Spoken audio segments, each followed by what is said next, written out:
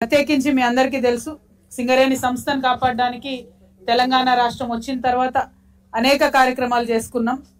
ఇప్పుడు డిపెండెంట్ ఉద్యోగాలను కూడా కాపాడుకోలేనటువంటి ఒక అసక్తతలో ఉన్నాం. మరి కనీసం 2 ఏళ్ల నుంచి మనందరం మొత్తుకుంటుంటే మెడికల్ బోర్డు కూడా కరెక్ట్గా పెడతలేరు. పెట్టినట్టే పెట్టి ఒక 54 మందికి ఇస్తున్నామని చెప్పి మాట్లాడి అందులో 3-4 సెలెక్ట్ చేసి మొత్తం 50 క్యాన్సిల్ చేసింది. ఖచ్చితంగా మెడికల్ బోర్డు పెట్టాల్సిందే, సింగరేణిలో డిపెండెంట్ ఉద్యోగాలు ఉండాల్సిందే. ఈ నినాదంతో 19వ తారీఖు నాడు హైదరాబాద్లో హెచ్ఎంఎస్ మరియు తెలంగాణ జాగృతి ఆధ్వర్యంలో సింగరేణి కార్పొరేట్ ఆఫీసుని ముట్టడి చేయబోతా ఉన్నాం. దీనికోసం ఆల్రెడీ కార్యాచరణ తీసుకోవడం జరిగింది. ఎందుకు ఇదే ప్రధాన అంశంగా చెప్తున్నా అంటే, సింగరేణి కార్మికుడు తన ఉద్యోగాన్ని, డిపెండెంట్ ఉద్యోగాన్ని ఒక ఇన్సూరెన్స్ పాలసీ లాగా భావిస్తాడు. నాకు ఇబ్బంది అవుతుంది కానీ నా తర్వాత నా పిల్లగానికో, నా అల్లుడికో, నా బిడ్డకో జాబ్ వస్తుంది అని చెప్పి ఒక ధీమాతో ఉంటారు. కానీ ఆ ధీమా కూడా లేకుండా ఇవాళ ఈ ప్రభుత్వం చేసింది. కాబట్టి ఇది ప్రథమ ప్రాధాన్య అంశంగా దీని మీద పోరాటం చేయదలుచుకున్నాం. అట్లనే మనకు ఇల్లు కావాలనేటటువంటి కళ ఉంటుంది. ఓన్ యువర్ హౌస్ అనేటటువంటి అంశాన్ని అనేక సార్లు పోరాటం చేసినాం. కొంత సాధించుకోగలిగినాం, కొంత మేరకు లోన్లు ఇప్పించుకోగలిగినాం. కానీ సొంత ఇల్లు మరి ఉంటుందా సింగరేణి నుంచి రిటైర్ అయిపోయే టైంలో అంటే ఏమీ కూడా అగమ్య గోచరమైనటువంటి పరిస్థితి ఉన్నది. అది 2వ ప్రాధాన్యత అంశంగా తీసుకున్నాం. ఇక 3వది ఇన్కమ్ ట్యాక్స్. ఎన్నోసార్లు నేను ఎంపీగా ఉన్నప్పుడు పార్లమెంట్లో కూడా అడగడం జరిగింది. సింగరేణి గని కార్మికులకు స్లాబ్తో సంబంధం లేకుండా అసలు ఇన్కమ్ ట్యాక్స్ రద్దు చేయండి అని కేంద్ర ప్రభుత్వాన్ని పదే అడిగినాం. వాళ్ళు ఏనాడు పట్టించుకోలేదు. ఇప్పుడున్నటువంటి ప్రభుత్వాలు మరి దాని మీద శ్రద్ధ చూపడం లేదు. ముఖ్యమంత్రి గారు 50 సార్లను 100 సార్లను ఢిల్లీకి పోయి వచ్చారు. ఒక్కనాడు కూడా మన సింగరేణి కార్మికులకు సంబంధించిన అంశాన్ని ఢిల్లీలో ఆయన మోడీతో మాట్లాడినటువంటి విషయం మాత్రం మనం ఎప్పుడు చూడలేదు.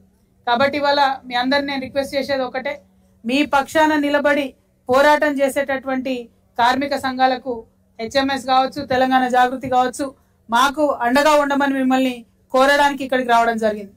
పెద్దలు కేసీఆర్ గారు అనేక మార్పులు తీసుకొచ్చింది. వాటితో మనం కొంత ప్రయత్నం చేసినాం, కొంత శ్రమ పడ్డాం, కొంతమందికి ఉద్యోగాలు ఇచ్చుకోగలిగినాం. కానీ అది కంటిన్యూ కావాలి.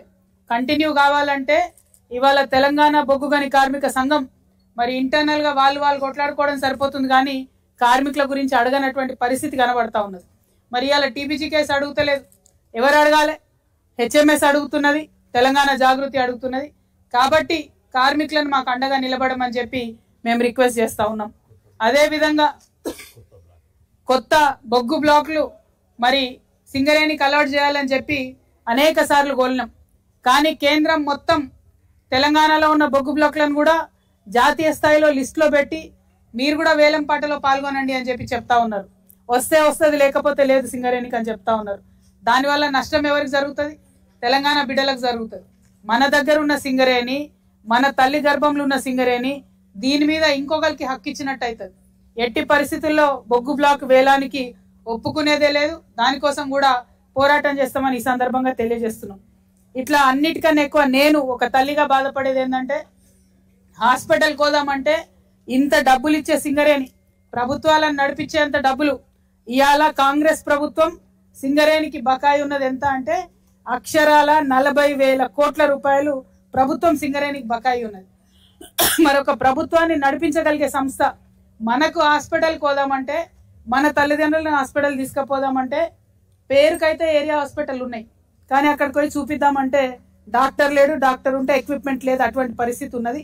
అందుకని మేము డిమాండ్ చేసినాం, హైదరాబాద్లో ఎట్లయితే ఆర్టీసీ వాళ్ళకు ఉన్నదో అట్లా ఒక పెద్ద Singareni multi speciality hospital, super speciality hospital సింగరేణికి సపరేట్గా ఉండాలని డిమాండ్ చేసినాం. ఇప్పుడు దానికి ల్యాండ్ అలొకేట్ అయింది, కన్స్ట్రక్షన్ మొదలు కావాల్సి ఉంది. దాంతోపాటు ప్రతి ఏరియా హాస్పిటల్ కూడా స్ట్రెంథెన్ చేయాలి, ఇక్కడ వైద్యం సరిగ్గా అందాలని కూడా డిమాండ్ చేస్తూ ఉన్నాం. మరి ఇవి 2 అయ్యేంత వరకు కార్పొరేట్ హాస్పిటల్స్తో సింగరేణి యాజమాన్యం మాట్లాడాలి. ఎక్కడికి పోతే అక్కడ మంచిగా ట్రీట్మెంట్ అయ్యేటట్టు చూడాలి. యువమిత్రులు చాలా మంది సింగరేణిలో కొత్తగా జాబ్లలో చేరిన వాళ్ళు ఉన్నారు. వాళ్ళందరూ కూడా చిన్న పిల్లలు ఉన్నారు. వాళ్ళందరూ మమ్మల్ని డిమాండ్ చేసిండ్రు, అక్క మాకు ఏరియాలలో ఇదివరకు సింగరేణి స్కూల్స్ ఉండేటివి, ఇప్పుడు కూడా స్కూల్స్ పెట్టాలి అని అడిగిండ్రు. మరి ఎట్లయితే కేంద్రీయ విద్యాలయాలు పెడుతున్నారో అట్లా సింగరేణి వాళ్లకు ఏరియా వైజ్గా ఖచ్చితంగా స్కూల్స్ పెట్టాలని కూడా డిమాండ్ చేస్తున్నాం. ఇట్లాంటి అనేక అంశాలతోని జాగృతి హెచ్ఎంఎస్ కలిసి ముందుకు పోతా ఉంది.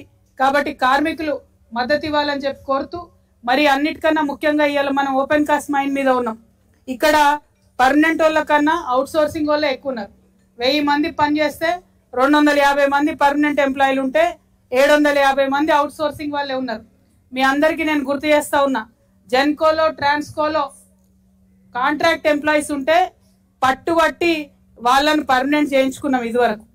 సింగరేణిలో కూడా ఎవరెవరైతే కాంట్రాక్ట్ ఎంప్లాయీస్ ఉన్నారో వాళ్ళని కూడా పర్మనెంట్ చేస్తేనే ఈ సంస్థ బతుకుంటది.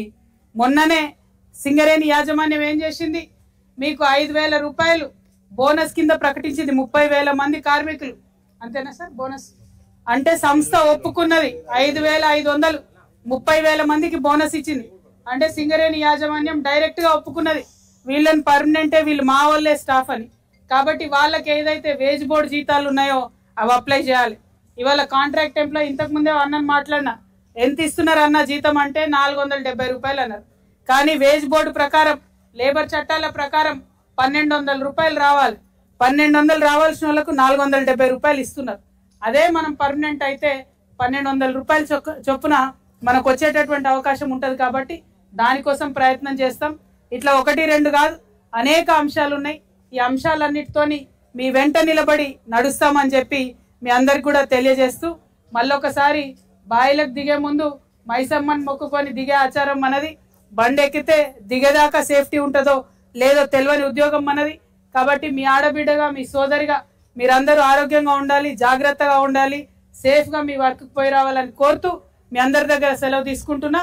జై తెలంగాణ, జై సింగరేణి, కార్మికుల ఐక్యత, కార్మికుల ఐక్యత, జై సింగరేణి, జై తెలంగాణ, జై హెచ్ఎంఎస్, జై జాగృతి. Thank you.